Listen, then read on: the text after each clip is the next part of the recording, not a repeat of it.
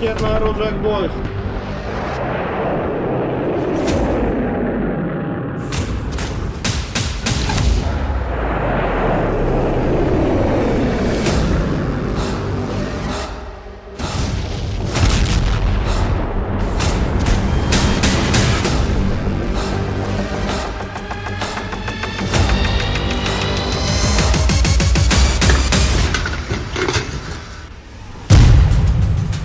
सितंबर का सबसे बड़ा हमला, जला डाला यूक्रेन का ज़ापोरिज़िया। क्या 43 महीने से चल रहा रूस यूक्रेन युद्ध पुतिन की आखिरी जंग है? पश्चिम और यूरोपीय मीडिया में ये दावे इसीलिए किए जाने लगे हैं कि पुतिन अब किसी भी कीमत पर यूक्रेन और नेटो मोर्चे से पीछे हटने वाले नहीं हैं। भले ही पुतिन को अगले 5 साल तक खूनी जंग ही क्यों ना करनी पड़े। और यही वजह है कि पिछले 36 घंटों में ही रूस ने यूक्रेन के कम से कम 12 शहरों को जलाकर पूरी तरह भस्म कर दिया है। महज 12 घंटे पहले ही यूक्रेन के सुमोय, निप्रो, ज़ापोरिज़िया पर रूस ने मिसाइलों और आत्मघाती ड्रोन की बारिश कर दी। सितंबर के महीने में अब तक रूसी सेना यूक्रेन पर 4000 से ज्यादा हवाई हमले कर चुका है। ये दावा खुद राष्ट्रपति ज़ेलेंस्की की तरफ से किया गया। हैरानी की बात तो ये है कि रूस ने पोलैंड, एस्टोनिया और रोमानिया के खिलाफ भी जंगी मोर्चा खोल दिया है।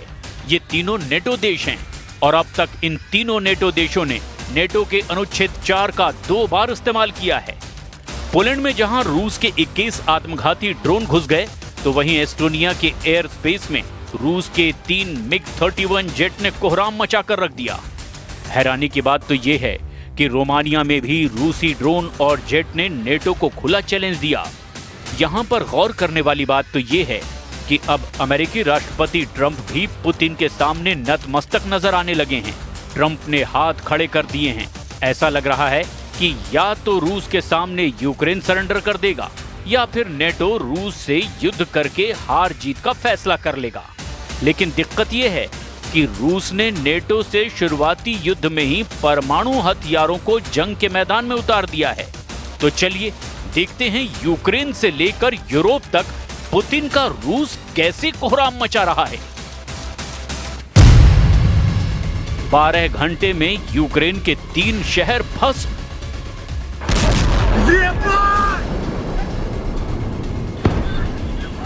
पिछले 2 हफ्ते से देखा जा रहा है कि यूक्रेनी सेना रूस के तेल डिपो और ऑयल रिफाइनरीज पर दनादन धमाके कर रही है। रूस की तेल रिफाइनरियों से उठता धुआं और आग की लपटों को पूरी दुनिया देख रही है। रूस के रक्षा मंत्रालय ने भी दावा किया कि यूक्रेन ने रूस के कब्जे वाले क्रीमिया के एक रिजॉर्ट क्षेत्र में ड्रोन से हमले किए हैं, जिस हमले में 3 नागरिक मारे गए और 16 लोग घायल भी हुए हैं।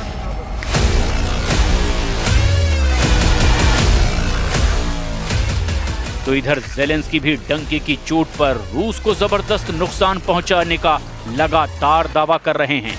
नेटो के कमांडर भी रूस पर यूक्रेन के हमलों को लेकर बड़े बड़े दावे करने में जुटे हुए हैं। लेकिन पिछले 36 घंटे में ही रूसी सेना ने यूक्रेन के शहरों को जलाना शुरू कर दिया है।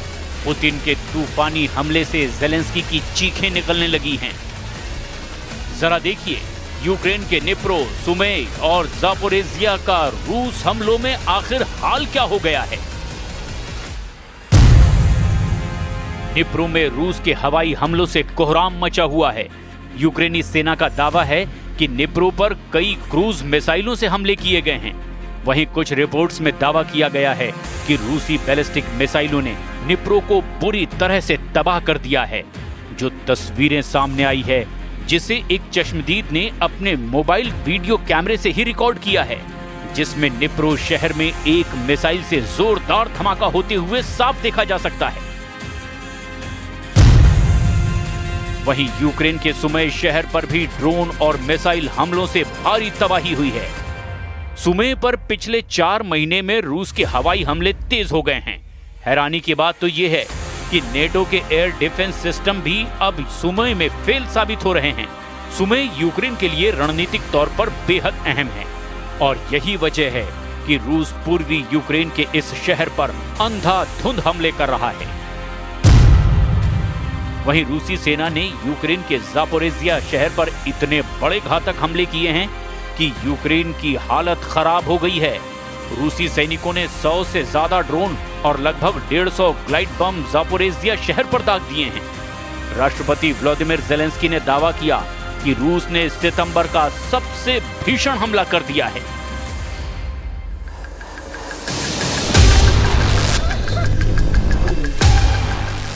इधर यूक्रेन के राष्ट्रपति व्लादिमीर ज़ेलेंस्की यूनाइटेड नेशंस की जनरल असेंबली में हिस्सा लेने के लिए अमेरिका पहुंचेंगे, जहां वे एक बार फिर डोनाल्ड ट्रंप से अलग से मुलाकात करेंगे। दोनों नेताओं की मुलाकात तब हो रही है जब पुतिन ने हफ्ते भर में यूक्रेन में धड़ाधड़ बम गोले दागे हैं। ज़ेलेंस्की के दौरे से हफ्ते भर पहले ही रूस ने यूक्रेन को बारूद से पाट दिया है। पिछले 7 दिनों की ही बात करें तो रूस के 1150 ड्रोन, एरियल बम और करीब 40 मिसाइलें यूक्रेन के अलग अलग हिस्सों में तबाही मचा चुकी हैं। इनमें से एक हमले में रूस ने रात भर में ही यूक्रेन पर 580 ड्रोन और 40 मिसाइलें दाग दी, जो रूस के कुछ सबसे बड़े हमलों में से एक हैं। इससे यूक्रेन की राजधानी से लेकर अलग अलग हिस्सों में भी भारी तबाही मची हुई है। ऐसे में ज़ेलेंस्की को समझ ही नहीं आ रहा कि यूक्रेन को बचाने के लिए नेटो खुलकर जंग क्यों नहीं कर रहा है। Соприкосновение свыше 700 тысяч человек находится. Поэтому среди этих людей надо выбирать. Надо выбирать тех, которые хотят и склонны именно к такому виду деятельности. Вот, я не говорю, что... रूस ने फूंक डाले यूक्रेन के 9 शहर। रूस के खूंखार तेवरों को देखकर न सिर्फ पोलैंड की हालत खराब है, अब तो एस्टोनिया भी रूसी जेट की कार्रवाई से घबरा गया है। इस खबर को हम आपको पूरे विस्तार से दिखाएंगे, लेकिन जरा ये देख लीजिए कि सितंबर का महीना यूक्रेन के 9 शहरों पर कितना भारी पड़ चुका है, जहां रूस ने यूक्रेन के अलग अलग इलाकों पर बेतहाशा हवाई हमले किए हैं। ये हमले ऐसे वक्त में हो रहे हैं जब यूक्रेनी सेना रूस के तेल रिफाइनरी को अपने ड्रोन हमलों से तबाह करने में जुटी है। रूसी सेना ने तड़के यूक्रेन के अलग अलग इलाकों में मिसाइल और ड्रोन हमले किए। यूक्रेनी अधिकारियों के मुताबिक इस हमले में कम से कम 3 लोगों की मौत हो गई, जबकि दर्जनों लोगों के घायल होने का दावा किया गया। रूस के इस ताजा हमले पर यूक्रेनी राष्ट्रपति व्लादिमीर ज़ेलेंस्की का दावा है कि रूस के हमले यूक्रेन के 9 अलग अलग स्थानों पर हुए हैं, जिनमें Dnipropetrovsk, Mykolaiv, Chernihiv, Zaporizhzhia, Poltava, Kyiv, Odesa, Sumy और खार्किव भी शामिल है। यूक्रेनी राष्ट्रपति ज़ेलेंस्की के मुताबिक ये हमले नागरिक इलाकों में किए गए हैं। यूक्रेन के डनिप्रो शहर में भी एक बहुमंजिला इमारत पर रूस ने क्लस्टर बम से हमला किया, जिससे भारी नुकसान वहां हुआ है। इसके अलावा कीव इलाके के बुचा, बेरेस्पिल और ओवोख्यू में भी बड़े हमले हुए हैं, जिनमें कई घरों और गाड़ियों को नुकसान पहुंचा है। यूक्रेन का दावा है कि पश्चिमी लीव क्षेत्र में 2 रूसी क्रूज मिसाइलों को मार गिराया गया। यूक्रेन का यहां तक दावा है कि उसने रूस के 552 ड्रोन और 31 मिसाइलों को हवा में ही तबाह कर डाला। यूक्रेनी एयरफोर्स के मुताबिक रूस ने कुल 619 मिसाइलें और ड्रोन लॉन्च किए, जिनमें 579 ड्रोन, 8 बैलिस्टिक और 32 क्रूज मिसाइलें शामिल थी। यूक्रेन ने इनमें से 552 ड्रोन, 2 बैलिस्टिक और 29 क्रूज मिसाइलों को नष्ट कर दिया। इसके साथ ही यूक्रेनी वायुसेना ने बताया कि इस दौरान पश्चिमी देशों से मिले F-16 लड़ाकू विमानों ने रूसी क्रूज मिसाइलों को रोकने में अहम भूमिका निभाई और ये साबित किया कि पश्चिमी हथियार युद्ध में जबरदस्त कारगर साबित हो रहे हैं। В Северске, на Александро-Калиновском направлении бои идут в непосредственной близости от Константиновки. Наши подразделения вошли в Плещеевку, рядом с Константиновкой. Продолжается уничтожение противника, заблокированного южнее Климовского водохранилища. सितंबर में रूस का 3 फ्रंट वॉर। रूस यूक्रेन जंग में अभी तक रूस ही बाजी मारता नजर आ रहा है। पोलैंड रूस का दूसरा ऐसा टारगेट है जिसे लेकर नेटो हाई अलर्ट पर है। नेटो देश फ्रांस, ब्रिटेन और जर्मनी हर हाल में रूस को तबाह करना चाहते हैं। ये है कि रूस की कमजोर नब्ज नेटो को मिल ही नहीं पा रही है और रूस की सैन्य ताकत पर 3.5 साल से ज्यादा की जंग में कोई असर भी नहीं पड़ा है। सबसे ज्यादा चैलेंज नेटो देश एस्टोनिया को रूस से मिला है और उसके इलाके में रूस के MiG-31 विमानों ने घुस करके नेटो की नींद उड़ा दी है। जरा रूस के 3 फ्रंट वॉर को इस एनिमेशन से समझिए।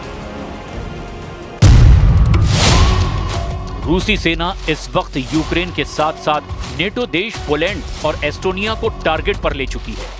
जो आंकड़े सितंबर के महीने में आए उसके मुताबिक रूसी सेना अब तक 4000 से ज्यादा हवाई हमले यूक्रेन पर कर चुकी है, जबकि पोलैंड में रूस के 21 आत्मघाती ड्रोनों के फटने से कोहराम मचा हुआ है। खुद ट्रंप कह चुके हैं कि पोलैंड में रूस के ड्रोनों का घुसना बेहद खतरनाक कदम